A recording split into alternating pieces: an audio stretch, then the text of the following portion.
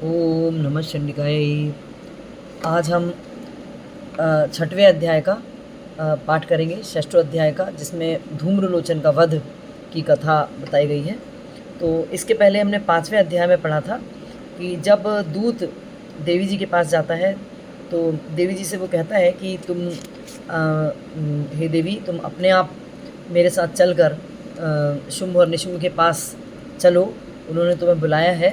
तो देवी कहती हैं कि वो दूत कहता है कि यदि मान लो तुम अभी मेरे कहने पर तुम सम्मान से मेरे साथ चल के शुंभ और निशुंभ के पास पहुंच जाओगी तो तुम्हें अपमान का सामना नहीं करना पड़ेगा, नहीं तो शुंभ और निशुंभ सेना लेकर आएंगे और तुम्हें तुम्हारे बालों से खींचकर शुंभ और निशुंभ के पास ले जाएंगे। तो उस पर देवी ये कहती हैं कि दूत से ये कहती हैं कि हाँ, मुझे मालूम है कि शुंभ और निशुंभ बहुत बलवान है, शुंभ भी बलवान है और निशुंभ भी बलवान और पराक्रमी है, लेकिन मैं क्या करूं, मैंने पहले ही बिना सोचे समझे प्रतिज्ञा कर ली थी कि जो मेरे साथ युद्ध करेगा और जो मुझ पर भारी पड़ेगा, जो मुझसे ज़्यादा बलवान होगा, मैं उसी के साथ जाऊंगी। तो इसलिए तुम जाकर ये शुंभ और निशुंभ को मेरा संदेश दे देना। और छठवें अध्याय में हम ये देखेंगे कि जो दूत है वो शुंभ और निशुंभ के पास जाकर देवी का जो संदेश है वो देता है। तो ध्यानम। ओम नागाधीश्वर विष्टराम फणिफणोत्तम सोरुरत्नावली भास्वदेह लताम दिवाकर निभाम नेत्रत्रयोदभासिताम माला कुंभ कपाल नीरजकराम चंद्रार्धचूड़ां परां सर्वज्ञेश्वर भैरवांकनिलयां पद्मावतीम चिंतये। मैं सर्वज्ञेश्वर भैरव के अंक में निवास करने वाली परमोत्कृष्ट पद्मावती देवी का चिंतन करता हूँ। वे नागराज के आसन पर बैठी हैं। नागों के फणों से सुशोभित होने वाली मणियों की विशाल माला से उनकी देह लता उद्भासित हो रही है। सूर्य के समान उनका तेज है। 3 नेत्र उनकी शोभा बढ़ा रहे हैं। वे हाथों में माला, कुंभ, कपाल और कमल लिए हुए हैं और उनके मस्तक पर अर्धचंद्र का मुकुट सुशोभित है। ऐसा कह के जो भक्तगण हैं वो देवी को प्रणाम करते हैं। ऋषि कहते हैं कि जो देवी ने जो संदेश भिजवाया था, देवी का यह कथन सुनकर, संदेश सुनकर दूत को बड़ा अमर्ष हुआ और उसने दैत्यराज के पास जाकर सब समाचार विस्तार पूर्वक, जैसा कि देवी ने कहा था, कह सुनाया। दूत के उस वचन को सुनकर दैत्यराज कुपित हो उठा और दैत्य सेनापति धूम्रलोचन से उसने कहा कि हे धूम्रलोचनाशु त्वं सैन्य परिवारितः तामानय बलाद्दुष्टां केशाकर्षण विवलां तत्परित्राणदः कश्चिद्यदि वो तिष्ठते अपरः स हन्तव्यो मरो वापि यक्षो गंधर्व एव वा। हे धूम्रलोचनाशु त्वं स्वसैन्य परिवारितः तामानय बलाद्दुष्टां केशाकर्षण विवलां तत्परित्राणदः कश्चिद्यदि तो वो तिष्ठते अपरः स हन्तव्यो अमरो वापि यक्षो गंधर्व एव च। हे धूम्रलोचन, तुम शीघ्र अपनी सेना को साथ लेकर जाओ और उस दुष्टा के केश पकड़कर खींचकर घसीटते हुए उसे बलपूर्वक यहाँ ले आओ। यदि उसकी रक्षा करने के लिए यदि कोई दूसरा खड़ा हो, वह देवता हो, यक्ष हो, गंधर्व हो या कोई भी हो, उसे अवश्य मार डाला और उसको फिर खींचकर केश से पकड़कर खींचते हुए हमारे पास ले आना। ऋषिरुवाच। तेनाज्ञप्तस्ततः शीघ्रं स दैत्यो धूम्रलोचनः व्रतः षष्ट्या सहस्राणां सुराणां द्रुतं हयो स दृष्ट्वा तां ततो देवीं तुहिनाचल संस्थितां जगादोच हि प्रयाहीति मूलं शुम्भनिशुम्भयोः न चेत् प्रीत्याद् भवति मदभर्त्यारमुपैष्यसि ततो बलान्याम्येष केशाकर्षण विह्वलाम्। ऋषि कहते हैं, शुंभ के इस प्रकार आज्ञा देने पर वह धूम्रलोचन दैत्य 60,000 असुरों की सेना को साथ लेकर वहाँ से तुरंत चल दिया। वहाँ पहुँचकर उसने हिमालय पर रहने वाली देवी को देखा और ललकार कर कहा, अरे तू शुंभ और निशुंभ के पास चल। यदि इस समय प्रसन्नतापूर्वक मेरे स्वामी के साथ समीप नहीं चलोगी तो मैं बलपूर्वक झोटा पकड़कर घसीटते हुए तुझे ले चलूँगा। देवी उवाच। दैत्येश्वरेण प्रहीतो बलवान बलसम्रतः बलान्यसि मामेवं ततः किं ते करोम्यहम्।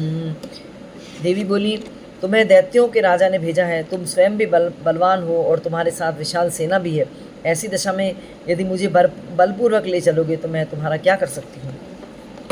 ऋषिर्वाच इत्युक्तः सो अभ्यधावत्तां सुरो धूम्रलोचनः हुङ्कारेणैव तं भस्म साचका राम्बिका ततः अत क्रुद्धं महासैन्यं सुराणां तथाम्बिका ववर्ष सायकैस्तीक्ष्णैस्तथा शक्ति परश्वधैः ततोऽधुतसटः कोपात् कृत्वा नादं सुभैरवं पपातासुरसेनानां सिंहो देव्या स्ववाहनः कांशित करप्रहारेण दैत्यानास्येन चापरान् आक्रम्य चादरेणान्यान् स जघान महासुरान् केषाञ्चित् पाटयामास नखैः कोष्ठानि केसरी तथा तलप्रहारेण शिरांसि कृतवान् पृथक।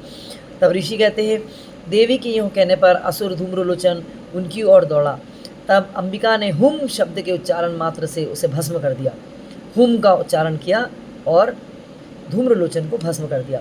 फिर तो क्रोध में भरी हुई दैत्यों की विशाल सेना और अंबिका एक दूसरे पर तीखे सहायकों, शक्तियों और फरसों की वर्षा आरंभ कर दी और प्रहार करने लगे। इतने में ही देवी का वाहन सिंह क्रोध में भरकर, महान बड़ी आकृति का सिंह क्रोध में भरकर भयंकर गर्जना करके गर्दन के बालों को हिलाता हुआ असुरों की सेना से भिड़ पड़ा। उसने कुछ दैत्यों को पंजों की मार से, कितनों को अपने जबड़ों से, अपने दांतों से, महादैत्यों को पटक पटक कर घायल करके मार डाला। उस सिंह ने अपने नखों से कितनों के पेट फाड़ डाले और अपना थप्पड़ मारकर कितनों के सिर धड़ से अलग कर दिए।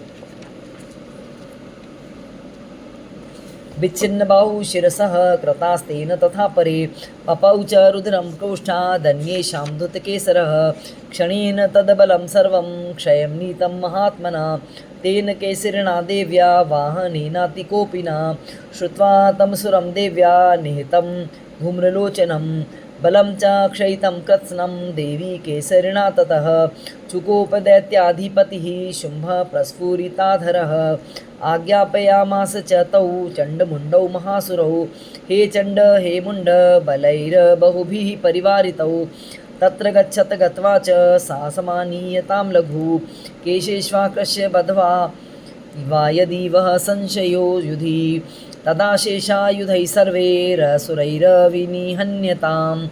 कितनों जो देवी का जो सिंह है उसने कितनों की भुजाएं और मस्तक मरोड़ कर अपनी गर्दन से, अपने मुंह से काट डाले।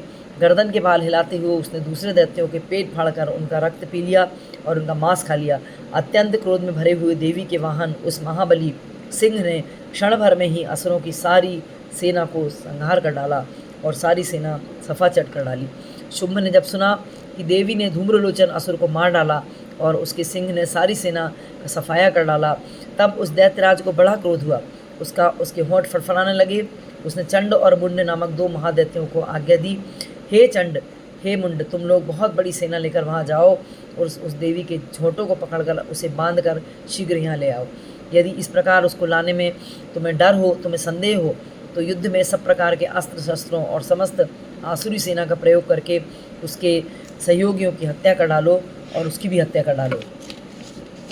तस्यां हतायां दुष्टायां सिंहे च विनिपातिते शीघ्रमागम्य तां बध्वा गृहीत्वा तां थाम्बिकाम्। शुंभ निशुंभ की सेनानी धूम्रलोचन के वध का उस दैत्य की हत्या होने के साथ ही सिंह के भी मारे जाने पर उस अंबिका को बांधकर साथ में लेकर शीघ्र लौट आना, ऐसा उस असुर ने कहा। और इस प्रकार इति श्री मार्कंडेय पुराणे सावर्णिके मन्वंतरे देवी महात्म्ये शुंभ निशुंभ सेनानी धूम्रलोचन वधो नाम षष्ठो अध्याय पूर्णः। इस प्रकार श्री मार्कंडेय पुराण में सावर्णिके मनवंतर की कथा के अंतर्गत देवी महात्म्य में धूम्रलोचन के वध नामक छठा अध्याय पूरा हुआ। ओम नमः शिवाय।